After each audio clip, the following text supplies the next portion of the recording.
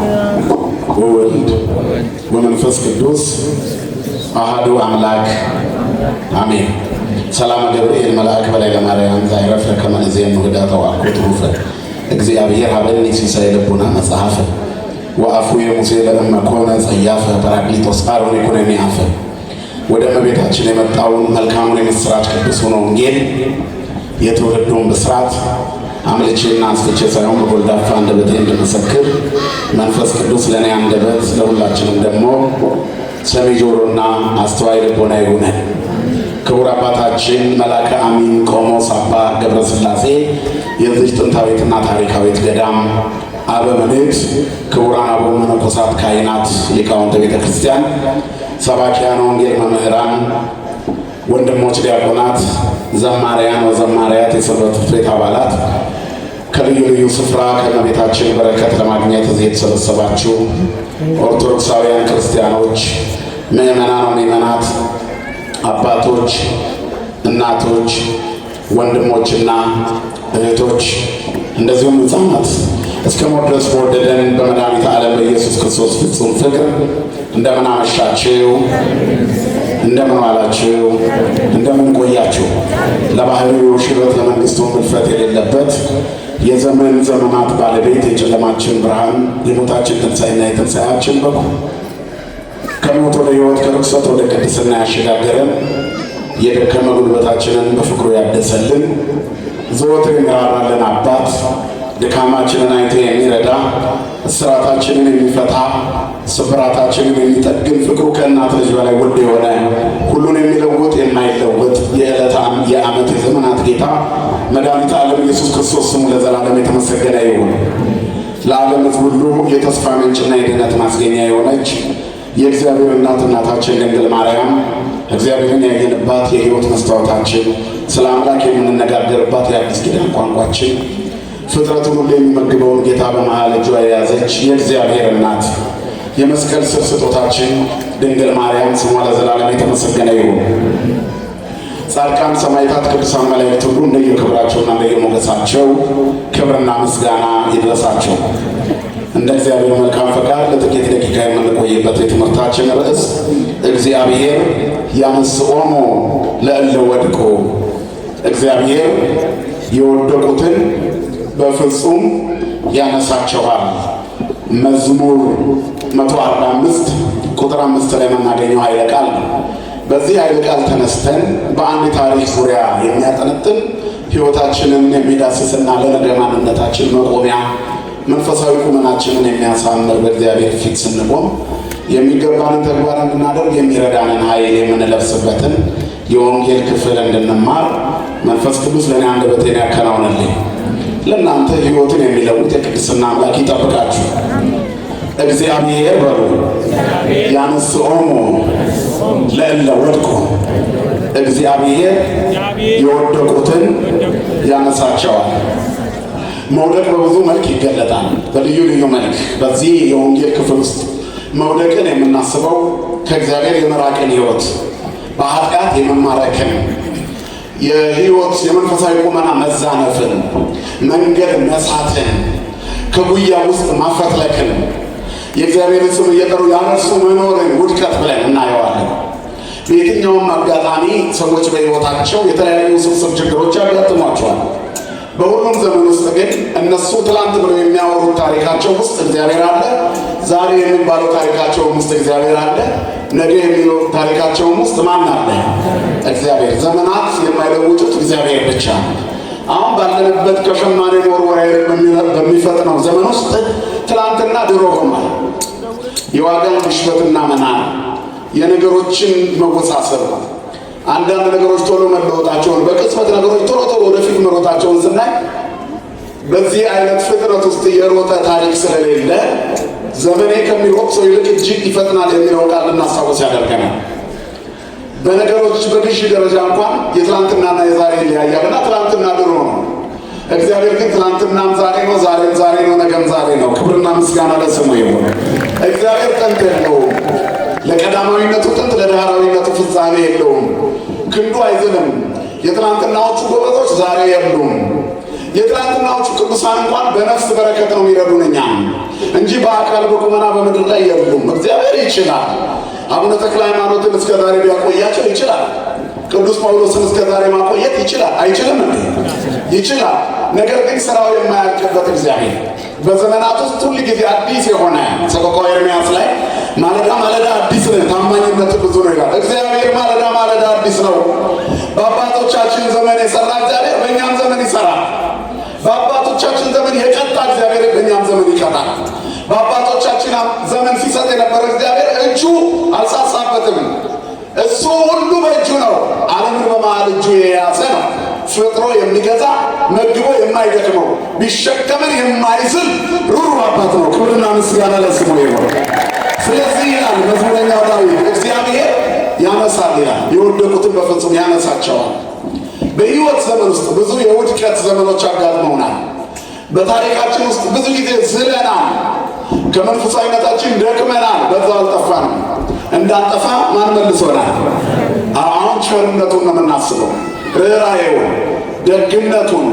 የእግዚአብሔር ስም መጠራት በቆመበት በጠፋበት ዘመን ውስጥ አንድ ነቢይ ብቻዬን ነበርኩኝ ብሎ ሲናገር እንሰማለን። ይህ ሰው ቴስቢያዊው ኤልያስ ነው። ሞትን ያልቀመሰ ገና ይመጣል ተብሎ የሚጠበቅ እንግዲህ ኤልያስ በመጽሐፍ ቅዱስ ውስጥ በጣም ሞትን ያልቀመሱ ተብሎ የሚጠሩት ራዕየ ዮሐንስ ላይ ሁለቱ ወይራዎች ከሚላቸው ፍጹም ቅዱሳን ከሆኑ ታላላቅ አባቶች አንዱ ነው። ኤልያስን የሚያህል ታላቅ የለም። ኤልያስ የቃል ነቢያት መካከል አንዱ ነው። ነገር ግን የእግዚአብሔር ስም መጠራት አቁሞ ጣዖት ለብሶ ከብሮ አክዓብና ኤልዛቤል በምድር ላይ የእግዚአብሔር ስም እንዳይጠራ በዘመቱበትና ነቢያት እግዚአብሔርን የመቅደሱንም ካህናት ባስፈጁበት ዘመን ውስጥ ብቻውን ቀርቶ የእግዚአብሔርን ታሪክ፣ የመቅደሱን ታሪክ፣ የቸርነቱን ታሪክ እንደገና የመለሰ ነቢይ ነው። ማን ይመስገን ወገኖች? ይሄ ነቢይ አንድ ቀን ብቻዬን ነኝ አለው። እግዚአብሔር መተካት እንደሚችል አሳየ። ሂድና ባንተ ፋንታ ኤልሳዕን ቅባው ብሎ አዘዘው ይላል መጽሐፍ ላይ። ኤልሳዕ የተባለ ነቢይ ከቃል ነቢያት መካከል ሌላ ሁለተኛው ነቢይ። በርካታ የቃል ነቢያት ቢኖሩም በታሪካቸው በሰፊ ከሚነገርላቸው መካከል የኤልያስ ደቀ መዝሙር እንዲሆን የታዘዘ ኤልሳዕ ይባል ነበር። 12 ጥማድ በሬ ይዞ ሲያዝ መንገድ ላይ ያገኘው ይላል መጽሐፋቸው። ከዚያ በኋላ መጎናጸፊያውን ጥሎበት ሄደ። የቅዱሱ የጻድቁ የነቢዩ የእግዚአብሔር ሰው መጎናጸፊያ ሲነካው ተለወጠ። ንብረቱ ተረሳው። ሰው ንብረቴ፣ ቤቴ፣ ማቄ፣ ጨርቄ እያለ ሰንበቱን ሁሉ እየሻረ የሚውለው ማን እስከሚነካው ነገር ማን እስከሚነካው መድኃኔዓለም ይንካን ሁላችንን። እግዚአብሔር ሲነካን የክስ ፋይል እንቀዳለን። እግዚአብሔር ሲነካን የሐሜት አንደበታችን ይቀየራል። እግዚአብሔር ሲነካን የዝሙት መንፈስ ከኛ ይርቃል። እግዚአብሔር ሲነካን ዘረኝነት ከኛ ይነቀላል። እግዚአብሔር ያልነካቸው ሰዎች ናቸው ምድሪቱን የሚረብሿት፣ የሚያውቋት፣ የሚበጠብጧት። 90 መጽሐፍ ቅዱስ ብናብራራ ልባችን ካልተነካ እግዚአብሔር አይደለንም። አንድ ሰው መጻሕፍትን ስለጠቀሰ ብቻ ሊቅ ነው አይባልም፣ ወይንም ደግሞ ጻድቅ አይባልም። ምክንያቱም ሰይጣን አዋቂ ነው፣ ከሰይጣን በላይ ሊቅ የለም። ክርስቶስን ለመፈተን መዝሙር 90 ጠቅሶ ክርስቶስን ፈትኖታል። የራሱን መጽሐፍ ለባለቤቱ ጠቅሶለት። ስለዚህ ጥቅሱ በማወቅ ከሱ በላይ የለም። ክርስቶስ መምጣቱን ወደ ዓለም የሰው ልጆች ከመቀበላቸው በፊት ቀድሞ ያወቀው እኮ ሰይጣን ነው። አጋንንትም ክርስቶስ መሆናቸውን አውቀውት ነበር ይላቸው። ግን ጽድቅ ሆናቸው? እንደምን አመሻችሁ። ጽድቅ ሆናቸው ወይ? አልሆናቸውም። 90 ጥቅስ መደርደር ጽድቅ አይሆንም። የመጽሐፍ ቅዱስ እውቀት ጽድቅ አይሆንም። ዳዊት ማወቅ ጽድቅ አይሆንም። ድንጎሮ መልኮ ማወቅ ሕይወት ከሌለ ጽድቅ አይሆንም። እንደውም ዕዳ ነው የሚሆን። ይህንን ያህል ዘመን ከተቀደሰው ምንጭ ተቀምጠ አንተ ግን ደረቅ ነህ። ለምንድን ያላበቀልከው? ክርስቲያን ከሕይወት ቃል ከቀደመ መሆን አለበት። ወይ ከውን ከመዕፅ እንተ ትክል ሀበ መዓዘም አይኮርም።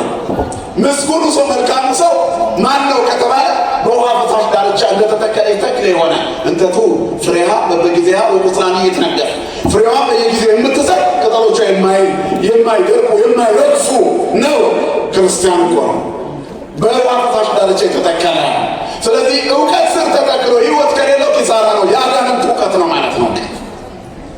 ስለዚህ እውቀት ብቻውን አያጸድቅም። እግዚአብሔር ካልነካን ጥቅም የለው። ብዙ ምኩቶች ሰማላችሁ ቤተ ክርስቲያን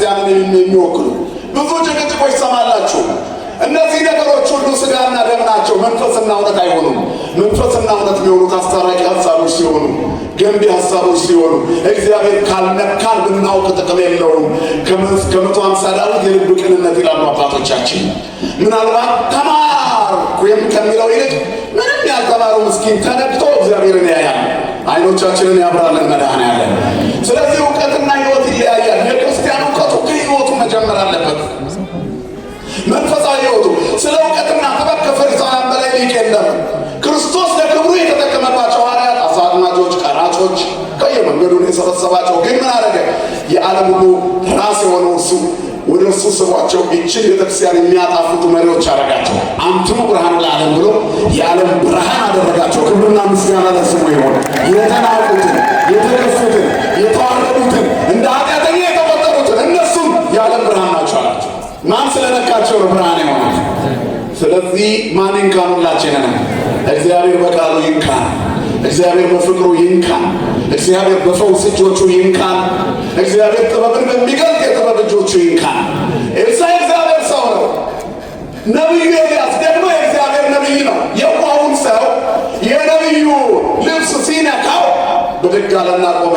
ቤተሰቦችን ልሰናበትና ልከተልህ። እኔ ምን አልኩ? ምንም አላልኩ። ፍላጎት እኮ ነው ማለት ከ12ቱ ጥማድ በሬዎች አንዱን ጥማድ አደረገና በዛው በበሬዎቹ ቀቀለና መገበና ማቄት ጨርቄን ሳይጥሎ ተከተለ። ቤተክርስቲያንን ትተው የሆነ ዘረኝነት የተከተሉ ሰዎች አሉ። ቤተክርስቲያንን ትተው የሆነ ጥንቆላ የተከተሉ ሰዎች አሉ። ቤተክርስቲያንን ትተው የሆነ ጉድጓድ ውስጥ የወደቁ ሰዎች አሉ። በዚያው ልክ ደግሞ ጎድጓዳውን ዓለም የማያቆመውን ዓለም በሕይወት ውስጥ ዘለቄታዊ መፍትሄ የማይሆነውን ዓለም ትተው ደግሞ ፍጹም ነው ቤተክርስቲያን የገባዋል። የገቡትን ይጠብቀልን፣ የወጡትን ይመለሰልን። ክርስቲያን ሁልጊዜ ወደ ዓለም ሕይወቱን ያልሰጠን። ቤተክርስቲያን ፍጽምት የምትሆነው ጀርባቸውን ለዓለም በሰጡ ሰዎች ነው። ፊታቸውን ለእርሷ ባዘው ቃሉ ምን ይላል ብለው የሚውሉ ሙሉ ቀን ውስጥ ማታ ሕይወታቸውን የሚተረጉሙት በሥጋዊ ቁሳቁስ ቆጠራ ሳይሆን በራሳቸው ይሰራሉ። ነጋዴዎች መጨረሻ ላይ ምን ያደርጋሉ?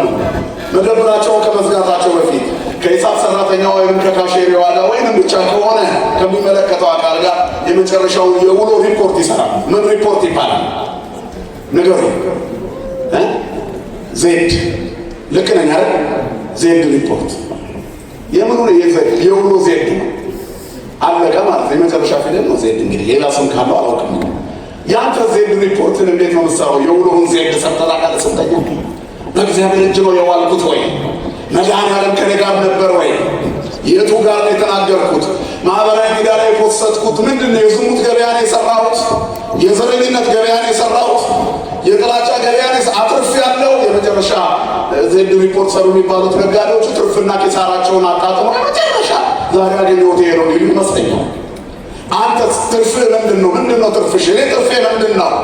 በዚህ አገልግሎት ውስጥ ከዋልኩ በኋላ ስገባ በዚህ አገልግሎቴ ምንድን ነው የሰራሁት ስህተቴ ብዬ ራሴን አይቼ አበስኩ ገበርኩ። ለንስሐ መዘጋጀት አለብን። ያኔ የተነካ ክርስቲያን ቁመና የሚጸጸት አእምሮ ባለቤት መሆናችን ነው ካለን የሚለየን። ክርስቲያን የማያጠፋ ማለት አይደለም፣ የማይጠፋ ቢወድቅ እንኳ የሚነሳ አይደል? እመኔ ወደቁ ትነሳ ወእመኔ ወድቁ ስትመጥ እግዚአብሔር ያበርህልኛል። ብወድቅ እነሳለሁ። በጨለማ ብመላለስ ማን ያበራልኛል? መልሱልኝ፣ ማን ያበራልኛል? እግዚአብሔር። አንደበታችሁን ይፍታላችሁ መድኃኔዓለም። እግዚአብሔር ያበራልኛል። በቃ የመጨረሻው ቃል ይሄ ነው። በእውነት ግን በእግዚአብሔር ብርሃን ነው የምትሄዱት? እንዴት ነው ብሏችን? መንፈሳዊ ቁመናችን የተዛነፈ ነው? ለእግዚአብሔር በተመቸ ነው? እግዚአብሔርን በማወቅ ያዳንትን ያልቀት የለንም ብያቸዋለሁ። በሕይወት ልንበልጠው ያስፈልጋል። በእውቀት አንበልጠውም። ሰይጣን ነው ለእኛ የመጣውን ክርስቶስ ቀድሞ አውቆታል። የናዝሬቱ ኢየሱስ የእግዚአብሔር ልጅ ክርስቶስ ሆይ ልታጠፋን መጣህን? ጊዜያችን እኮ አልደረሰም እያሉ ሲለምኑ እነሱ ገና ክርስቶስ መሆኑን ሰዎቹ አልተቀበሉትም።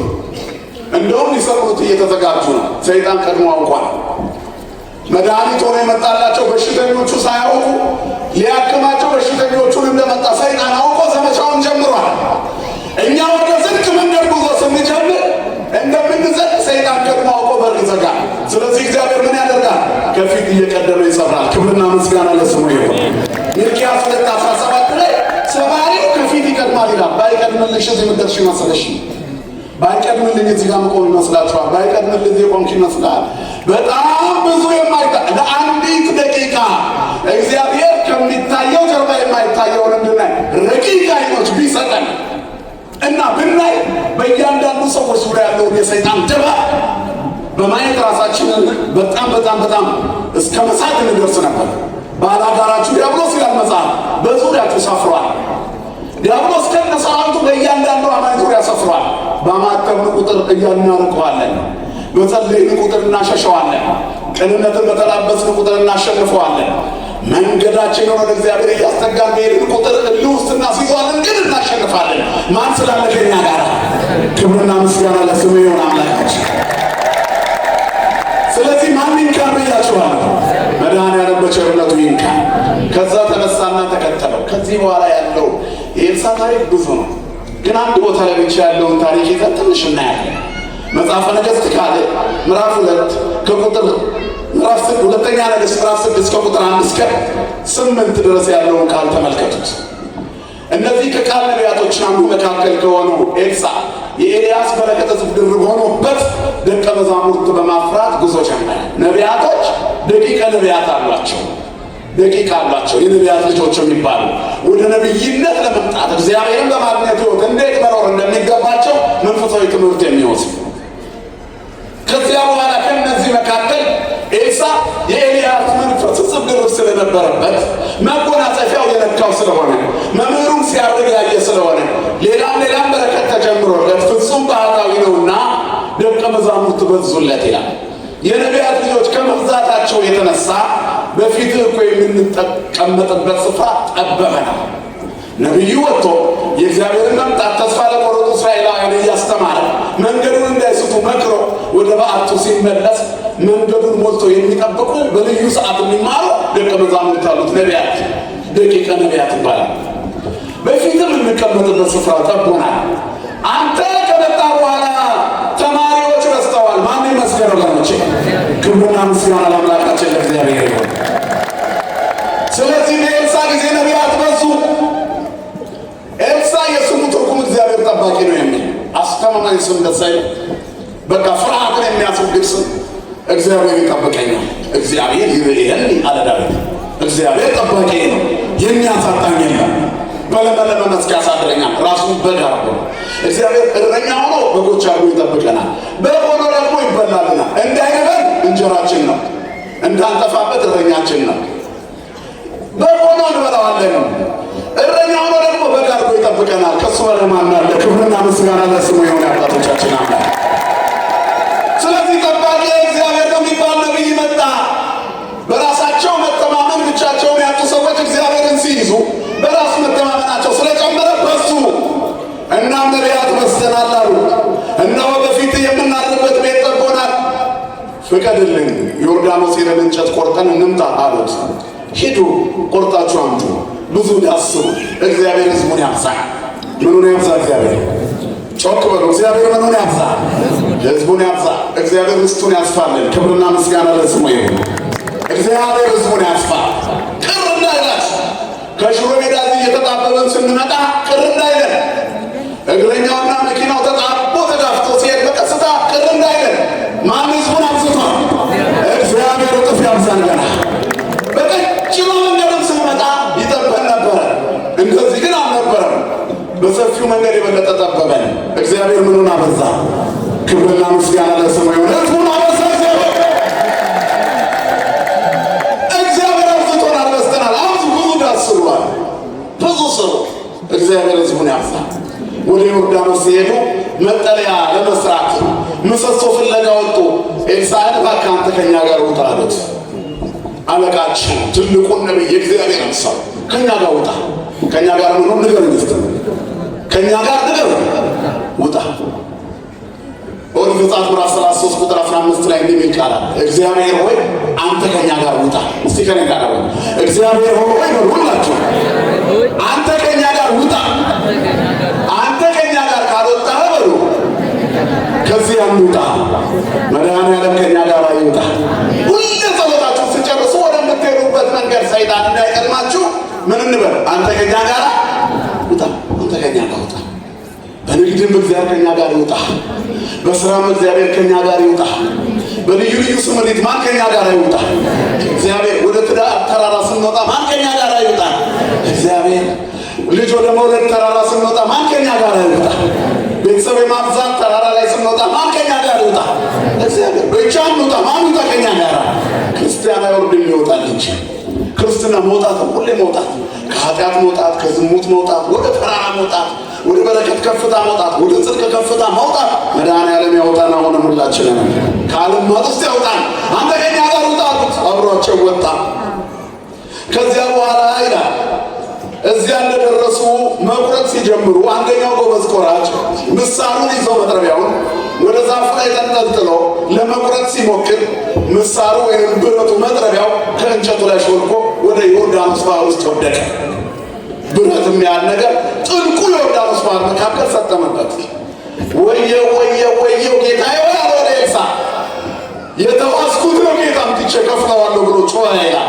ኤልሳዕም አይዞህ አትጩህ፣ የወደቀው ወዴት ነው? ይኸው እዚህ ጋር ነው የወደቀው አለ። ኤልሳዕም እንጨት ቆረጠና ሲወረውር ብረቱ ተንሳፈፈና አይታየ። ሂዱ ሰድ ብረትህን አለ። እንጨቱ ሰጠመ፣ ብረቱ ወጣ። ክብርና ምስጋና ለአምላካችን ለእግዚአብሔር ይሁን። እነሆ ምሳርህን ውሰደው አለ። ወሰደውም ይላል። ኤልሳዕ በመሄዱ ምክንያት አደጋ ተከሰተ። አደጋው ግን መፍትሄ አገኘ። ማን ስላለ? እግዚአብሔር ስላለ። እግዚአብሔር ከሁላችን ጋር ይሁን። አንዳንድ ነጥቦች ቶሎ ቶሎ ነው ማወራው። አንዳንድ ነጥቦች እዚህ ላይ እናያለን።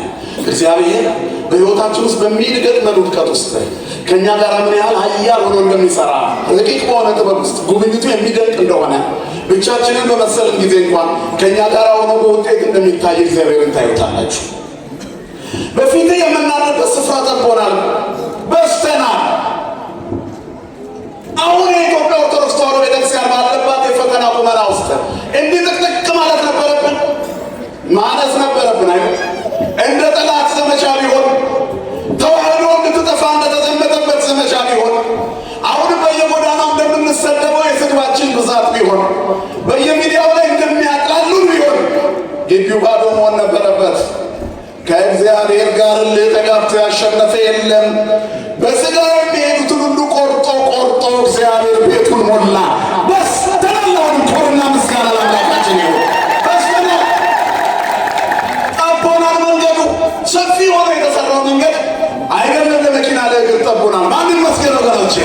ሕዝቡን ያበዛ እግዚአብሔር ስሙ ለዘላለም የተመሰገነ ይሁን። በኤልዛቤል ሰይፍ ማግስት ነው ይህንን የተናገረው። ልብ አድርጉ። ብዙ የእግዚአብሔር ሰዎች በታረዱበት ማግስት፣ ኤልያስ ብቻውን ብቻዬን ቀረ ባለበት ማግስት፣ ከምድሪቱ የእግዚአብሔር ሰው የለም በተባለበት ማግስት የእግዚአብሔር ሰዎች ምድር ጠበባቸው። ማን ስለሰራ? ከሰሪው ጋር ለሚታገል ወዮለት ይላል መጽሐፍ። ሺዎች ቢሆኑ እንኳን ጠላቶቻችን እግዚአብሔር ከነሱ በጥፍ ይጨምረናል። ሰራተኛው ማን ስለሆነ? ስሙን ጥሩት። ማን ስለሆነ? ሰራተኛው እግዚአብሔር ስለሆነ እግዚአብሔር ወደ ግብፅ ወረደ ይላል። እስራኤልም ወደ ግብፅ ገባ። ያዕቆብም በካም ምድር ተቀመጠ። ሕዝቡንም እጅግ አበዛቸው፣ ከጠላቶቻቸውም ይልቅ አበረታቸው። መዝሙር 104 ቁጥር 23 ወሆ እስራኤል ብሔረ ግብፅ የሚለው ነው። እስራኤል ወደ ግብፅ ወረደ። ግን በወረደበት የጠላት ምድር ጡብ እያቦካ ልጆች እየተገደሉ ወደ ባህር እየታነቁ እየተወረወሩ ሕዝቡ ግን በዝቶ ነበረ። እግዚአብሔርን መታገል አይቻልም። ክብርና ምስጋና ለአምላካችን ይሁን። እግዚአብሔር በዛ፣ ሕዝቡን አበዛ። እግዚአብሔር በሚገፉን አትበሳጩ፣ በሚሰራው ተደነቁ። በጠላቶቻችሁ ረጅም ሰዓት አትበሳጩ፣ መበቀል በሚችለው በእግዚአብሔር ደስ ይበላችሁ። ተፈስሑ በኩሉ ጊዜ ወጸልዩ ወትረ አይኩቱ ወደ እግዚአብሔር በእንተ ኩሉ ዘገብረ አይኩቱ ወበእንተ ኩሉ። በሁሉ አመስግኑ፣ በመገፋታችሁ አመስግኑ።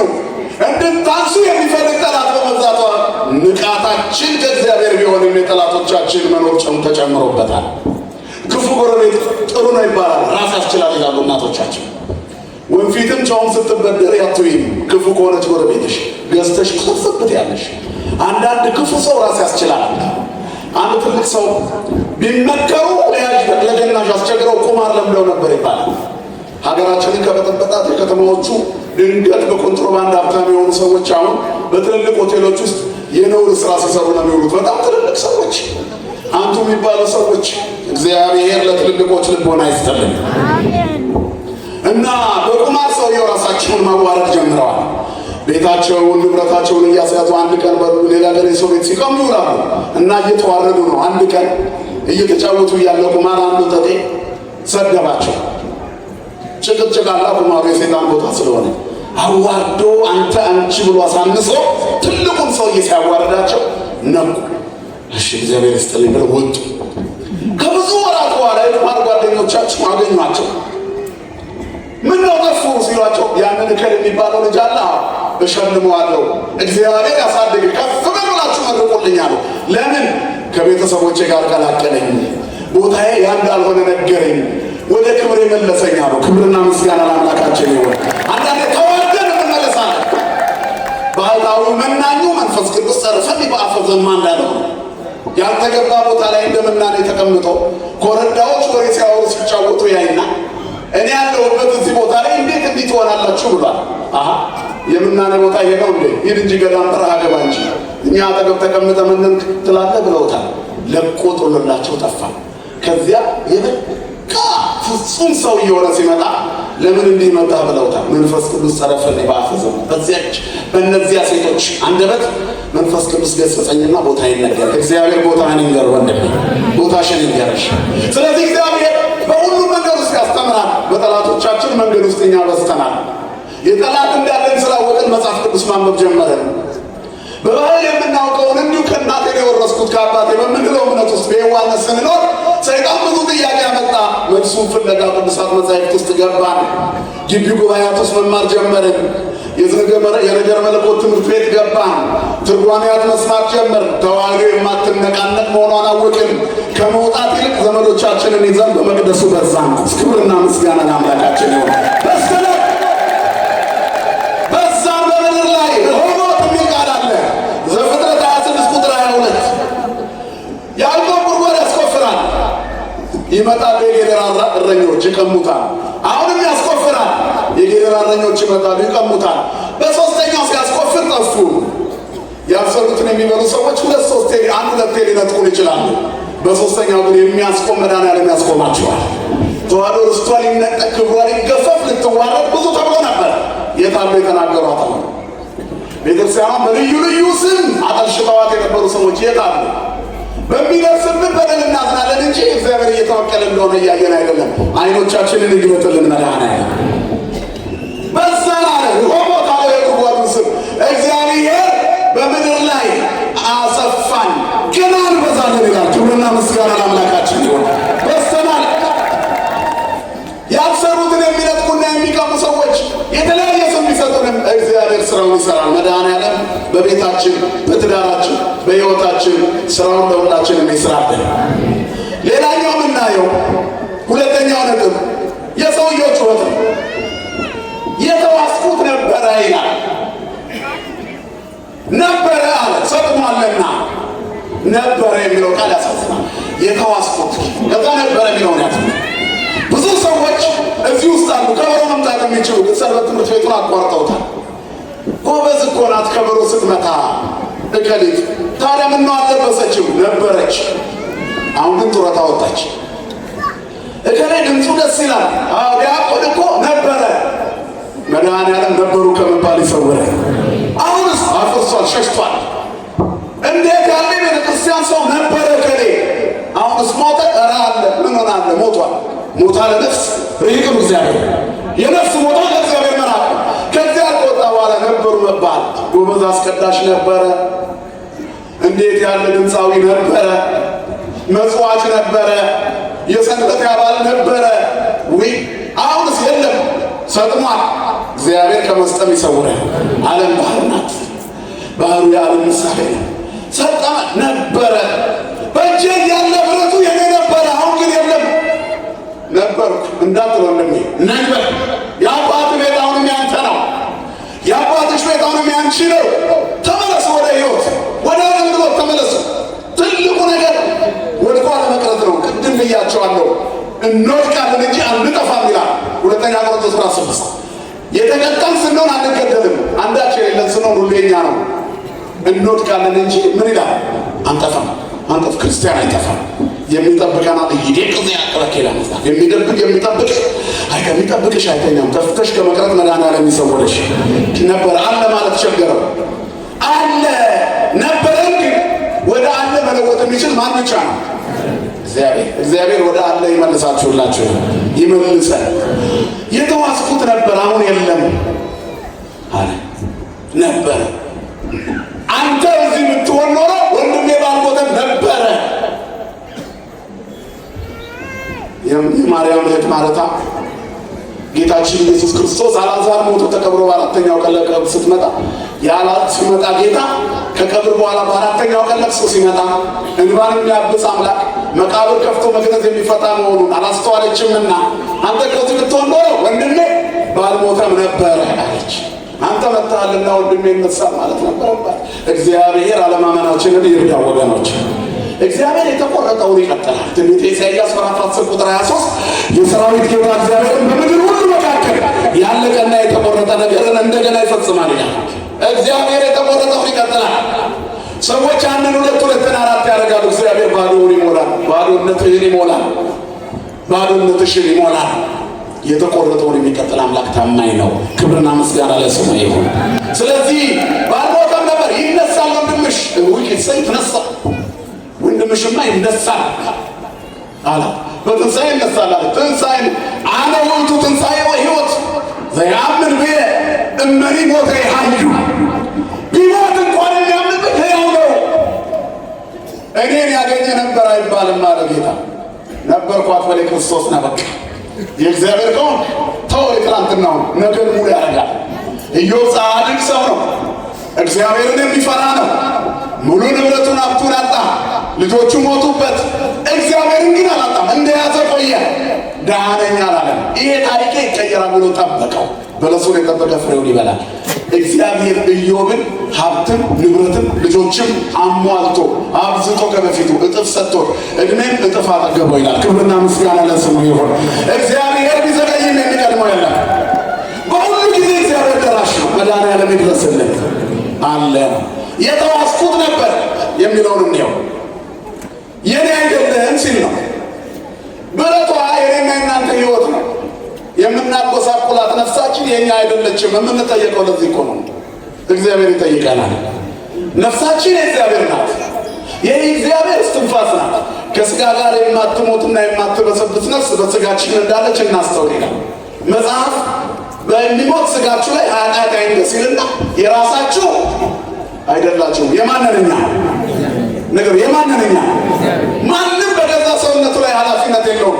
ራስን ማጥፋት ኃጢአት እንደሆነ የሚነገርበት ምክንያት ይሄ ነው። ወንድሞችና እህቶች አትቸኩሉ። ራሳችሁን ካጠፋችሁ የምትሄዱት የተሻለ ቦታ አይደለም። መድኃኒዓለም ሳይጠራችሁ ያለ ጊዜው ስለሄዳችሁ እሱን አታገኙትም። ወደዛ አትሄዱ። ስለዚህ የሚያበሳጫችሁ ነገር ቢመጣ እንኳን ያልፋል። ታገሱት። ጭንቅ ስሜታውያን ነንኛ። እንደ ዓመት በዓል ፊኛ ናቸው የዘመን ወጣቶች። ድንገት በትንሽ ትንፋሽ ውጥር ይላሉ። በአንዲት ስንጥር ጧ ይፈነዳሉ። ዝናውንም አይችሉትም፣ መነካቱንም አይችሉትም። ከአቅማቸው በላይ ሲሞገሱ የሚገቡበት ያጣሉ፣ ሲሳሳቱ ይውላሉ። ድንገት የሆነ ሰው ሲናገራቸው እንደ ፊኛው ትንፍስ ብሎ ይፈነዳሉ። እግዚአብሔር ብርት ብሎ ከመጥፋት ይጠብቀንላችሁ። እግዚአብሔር ጠባቂ ነው፣ ታጋሽ ነው። ጠብቁት፣ ያልፋል። በስህተታችን ምክንያት የሰራነው የደረሰብን ነገር ቢኖር እንኳን የእኛ ጌታ ያሻግራል። ክብርና ምስጋና ለስሙ። ጠብቁት፣ ጠብቁት። ሕይወት ጎስቋላ ናት። እግዚአብሔርን ስታጣ ምንኛ ጎስቋላ ነኝ ያለው ሐዋርያው ለዚህ እኮ ነው። ለሞት ለተሰጠ ከዚህ ከንቱ ኑሮ ሞትን የሚያክል ትልቅ ነገር ከፊት እያለ እሱ ግን ሰብሮ የሚያሻግረኝ አምላክ አለ። ለምንድን ነው በውስጤ ላለው ግፊት የሥጋ ስሜት እየተገዛው ብጨነቀው? ማን ነው ከዚህ ከንቱ ኑሮ የሚያስጥለኝ? ይኸው የሚያድነን አምላክ አለ። እዚህ የሚንቀለቀለውን እሳት የሚያጠፋ ሸለቆቻችንን የሚሞላ የተሰበረውን የሚጠግን የዕውራን ብርሃን የአንካሶች መሄጃ የለምጻሞች መምጫ የሆነ ሩሩ አባት አለን። ክብርና ምስጋና ለስሙ። ጠብቁት፣ ጠብቁት። እግዚአብሔር የጠበቀ ፍሬውን ይበላል።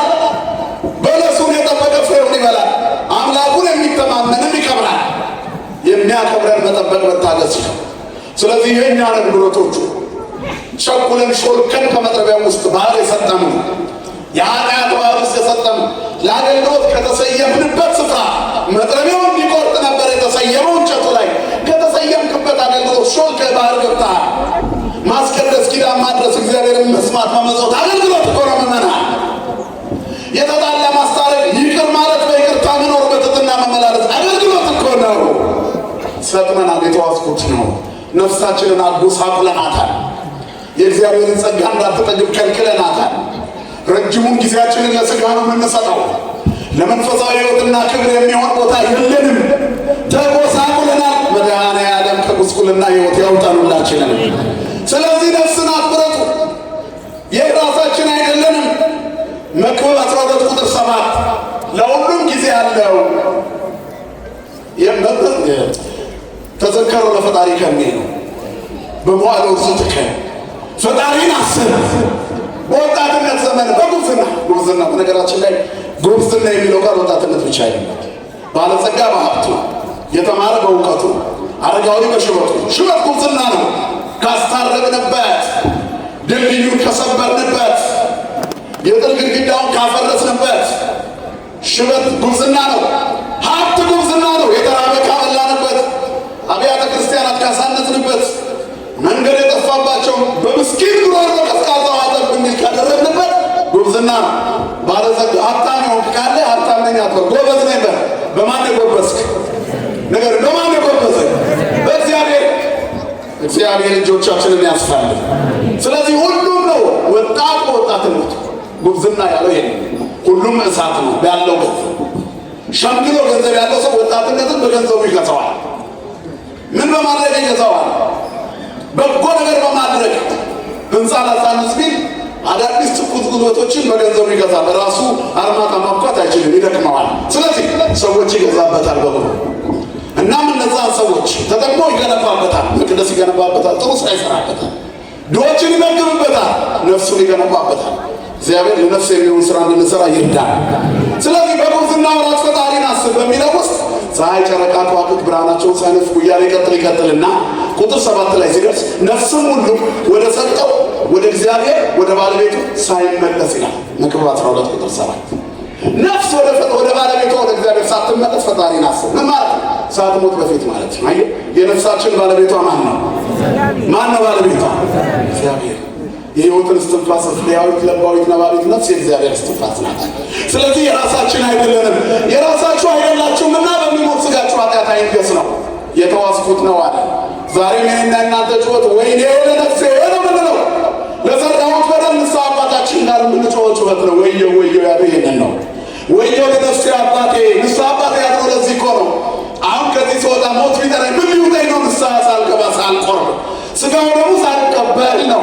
የጭንቀት ቀን ሳይመጣ በጉብዝና ወራት ፈጣሪን አስብ። ሳትሞት አስበው። የተዋስኩት ነው አለ። እውነት ነው፣ የተዋስ ነው። ሥጋችሁ ከእግዚአብሔር የተቀበላችሁት በእናንተ የሚኖረው የመንፈስ ቅዱስ ቤተ መቅደስ እንደሆነ አታውቁም? ምን ይላል? በዋጋ ተገዝታችኋልና ለራሳችሁ አይደላችሁ። ስለዚህ ይላል በሥጋችሁ እግዚአብሔርን አክብሩ። ተበዳሪዎች ነን ምዕመናን፣ ተበዳሪዎች ነን። ባደራ መጠበቅ አለብን። ባለቤት አለው። ሰውነታችሁን ጠብቋት። ሰውነታችንን ከኃጢአት እንጠብቃት። ባለቤት አላት። የኔ ባለቤቷ እግዚአብሔር ነው። የነፍሳችን ባለቤቷ እግዚአብሔር ነው። ስለዚህ ባለዕዳ ነው የተሰጠችን። ነፍሳችንን እንጠብቃት እንዳትጎሳቆል በዝሙትና በዘፈን በስካርና በዳንኪራ በዘረኝነትና በጉቦ በተንኮልና በክፋት በነፍሰ ገዳይነትና በጥላቻ የነፍሳችን ባለቤቷ እግዚአብሔር እንዳያዝንብን ልንንከባከባት ያስፈልጋል። መድኃኔዓለም ኃይል ይሆነን ለሁላችን። ሶስተኛው ጩኸቱን ነው የምንጠራው። ለምን ቶሎ ወየው አለ? የተዋስኩት ነው ብሏል ብያቸዋል። ሌላ የተዋስኩት ነው ብሎ ነበር። አሁን ደግሞ ጩኸቱ ነው። በቸልተኝነት ያረከሳት ነፍሱ በዓለም ጨለማ ሰጥማ እንዳትቀር ወየው ብሎ ጮኸ። እኔና እናንተስ በቸልተኝነት ያረከስናት ነፍሳችን ምን እየጠበቀች ነው? ሁላችንም ራሳችን እናውቃለን። ራሳችሁን መርምሩ በሃይማኖት ብትኖሩ ይላል መጽሐፍ አለ። ወለርእሰክሙ አመክሩ ለእምሃለኩም በሃይማኖት። በሃይማኖት ብትኖሩ ራሳችሁን መርምሩ። በእግዚአብሔር እንችለኛ ብላችሁ መርምሩ። ከዚያ ከወደቃችሁበት ትነሳላችሁ። ያነሳል እግዚአብሔር። የሰጠመውን ብረት እግዚአብሔር አወጣው፣ የወደቀውን ያነሳል እግዚአብሔር። በኃጢአት የወደቀች ነፍስ እንድትነሳ ይፈልጋል። እግዚአብሔር የወደቁትን ያነሳል። በዝሙት የወደቀች ነፍስ ተነስታ ድንግል ትሆናለች። በዘረኝነት የወደቀች ነፍስ በንስሐ ተነስታ የሁሉ ወዳጅ ትሆናለች። በጥላቻ የወደቀች ነፍስ ተነስታ በፍቅር ትቆማለች። እግዚአብሔር በፍቅር ያቁመኑላችሁ። ስለዚህ ሰው ከውድቀቱ ለመነሳት ወደ ማን መጮህ አለበት? መድኃኔዓለም ጩኸታችንን ይስማልን። ወደ ንስሐ አባታችን ተናዘን በእንባ ወደ እግዚአብሔር መመለስን ያመለክታል። ወደ እኔ ጩህ እኔም እመልስልሃለሁ፣ አንተም የማታውቀውን ታላቅና ኃይለኛ ነገር አሳያለሁ ይላል ኤርምያስ 33 ቁጥር 3። ወደ እኔ ጩህ። የማቴዎስ ወንጌል ምዕራፍ 8 ቁጥር 4 ላይ ጌታ አንድን ሕመምተኛ ከፈወሰው በኋላ ለምጻሙ ምንድን ያህል ሂድና ራስህን ለካህን አሳይ። ትልቁ ነገር ንስሐ ነው። ንስሐ የወደቀውን ያነሳል። ንስሐ ዘማዊውን ድንግል ቀማኛውን መጽዋች ደንቆሮውን ሰማይ ድዳውን ተናጋሪ ያደርጋል። ንስሐ ታሪክ ይቀይራል። ንስሐ ሕይወት ያለመልማል።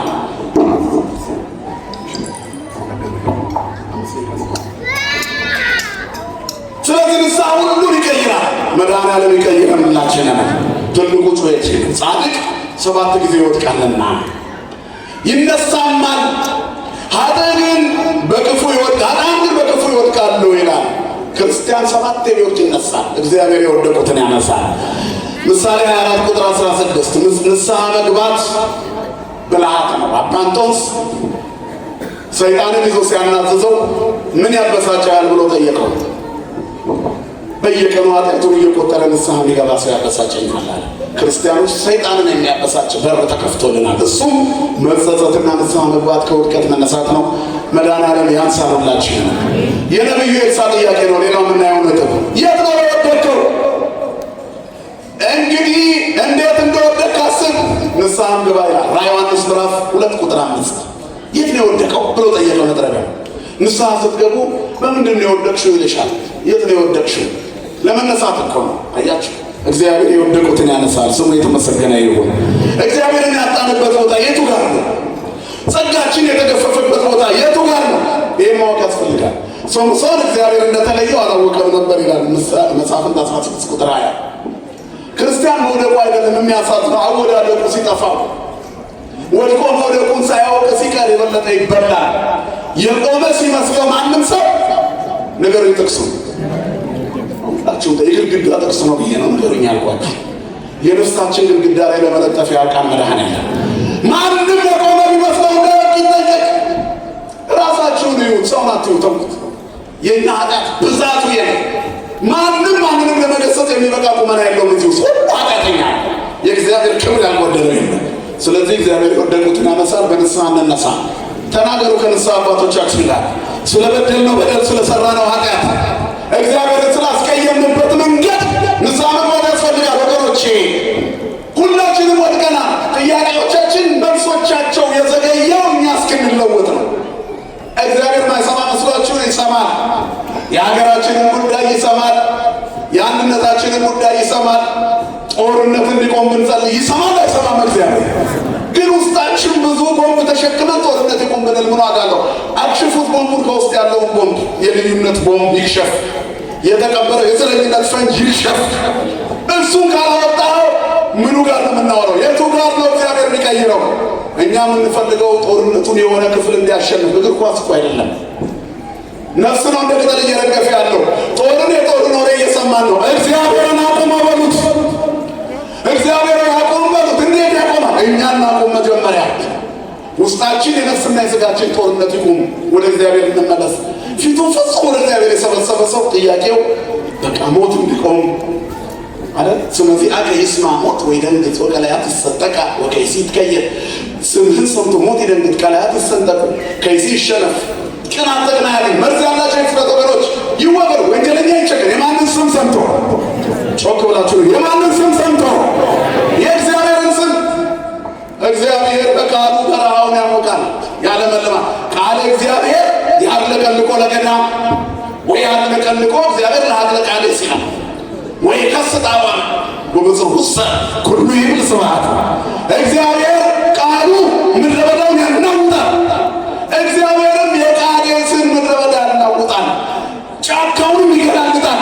ሁሉም በመቅደሱ ተመስገን ይላል። ምን ይላል? ሁሉም በመቅደሱ ነገር ምን ይላል? በመቅደሱ ተመስገን። ንስሐ የገባ ምን ይላል? ንገሩን። ተመስገን። ኃጢአቱ የተሰረየችለት ምን ይላል? ጮክ ብላችሁ ንገሩ። በደም የራቀለት ምን ይላል? ጸሎቱ የተሰማለት ምን ይላል? ሰላም የሰፈነለት ምን ይላል? ንስሐውን የተናዘዘ ምን ይላል? ሥጋው ደግሞ የተቀበለ ምን ይላል?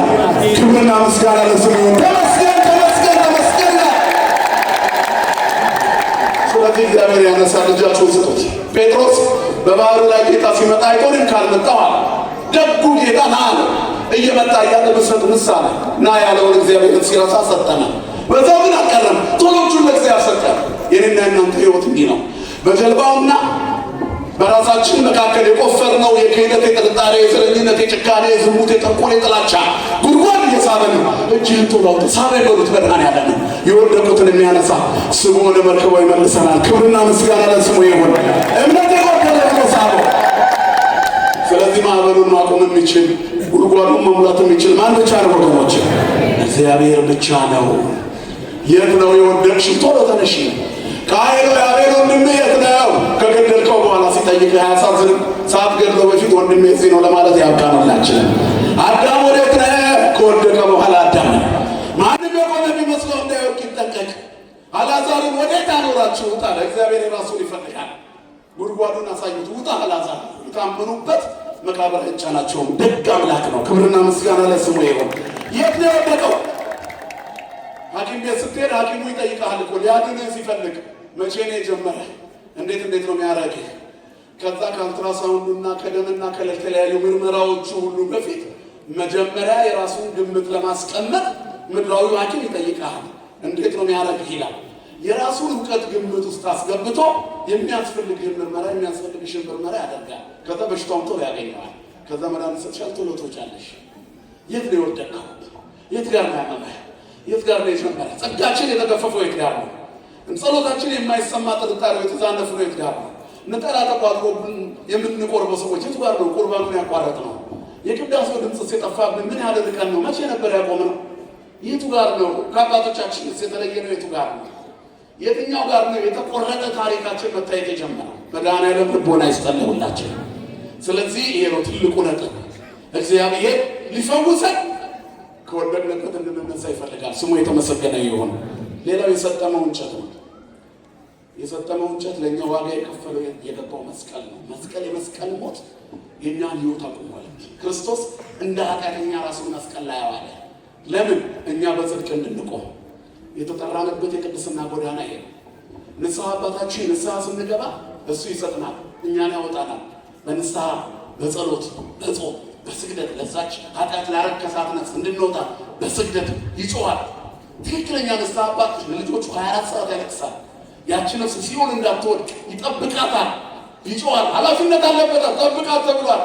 እንዳትቆረጥ በለሲቱን ያ ለመላእክት ብቻ የሚሰጥ አይምሰላችሁ። የበለሲቱ ትርጉም ቁረጣት ሲሆን አይፍግ እሰጣታለሁ ያለው ካህንም ይጸልያል ለልጆቹ ለንስሐ ልጆቹ አትቁረጣት ጌታዎች ይንከለስ ንስሐ ትግባ ትቁረብ ይላል። እግዚአብሔር መልካም ንስሐ አባት ይስጠላውላችሁ። ስለዚህ የአዳም ሸክም አራገፈ። መስቀሉ ሲተከል አዳም ወጣ። ራስ ቅል ላይ ነው መስቀሉ የተተከለ የክርስቶስ መስቀል። ከዛ የስበትን ሕግ ጥሶ ብረቱ እንደወጣ ሁሉ የማይሞተው እግዚአብሔር ሞቶ እኛን ከመቃብር አወጣን። ክብርና ምስጋና ለስሙ ይሁን። የነፍሳችንን ቆሻሻ ለማራገፍ በመስቀል በኩል ወደ ሲኦል ሄዶ ለነፍሳት ሰበከላቸው። ዛሬም ሲኦላዊ ከሆነ ሕይወት ለመውጣት ካህናት መስቀሉን ይዘው ይጠብቁናል። ና እግዚአብሔር የወደቁትን ያነሳል። እና ያንቺ ነፍስ ከወደቅሽበት ተነሺ። ኃይላችን፣ ቤዛችን፣ የነፍሳችን መዳኛ፣ በረከታችን፣ ጉልበታችን የሆነ እግዚአብሔር ከሞት እንድንነሳ ሁላችንንም ይርዳን፣ ይጠብቀን፣ ኃጢአታችንን ያስወግድልን። ይቅር ሲል የሚረሳ አምላክ በደላችንን ይርሳልን። ብረቱ ተንሳፈፈ። የሰው ልጅ ድንጋያማ ልብ ያመለክታል። ያን ያክል ሰጥሞ የነበረው ድንጋያማ ልባችን ማንን ሲያገኝ ይከፈታል? እግዚአብሔርን ሲያገኝ ይከፈታል። ከሁሉ የሚበልጠው ቅድስና ንስሐ ነው። ከንስሐ የሚበልጥ የቅድስና መንገድ የለም። በዚህ መንገድ ካልተለወጥን ጥቅም የለው። ከፊታችን ከግማሽ ወር በታች የሆነ ጊዜ ይጠብቀናል። ሁላችንም ወደምንወዳት የፍልሰታ ሱባኤ ልንገባ አሁን እናዘጋጅ። የነፍሳችን ቆሻሻ የሚራገፍበት፣ ወድቀን የምንነሳበት፣ የእመቤታችንን ትንሣኤ ተነስተን የምናይበት፣ በረከት የምናይበት እንድንሆን ከወደቅንበት እንነሳ። እግዚአብሔር የወደቁትን ያነሳል። ሁላችንን የሚያንሳን ወስብሐት ለእግዚአብሔር። የዕለቱን ወንጌል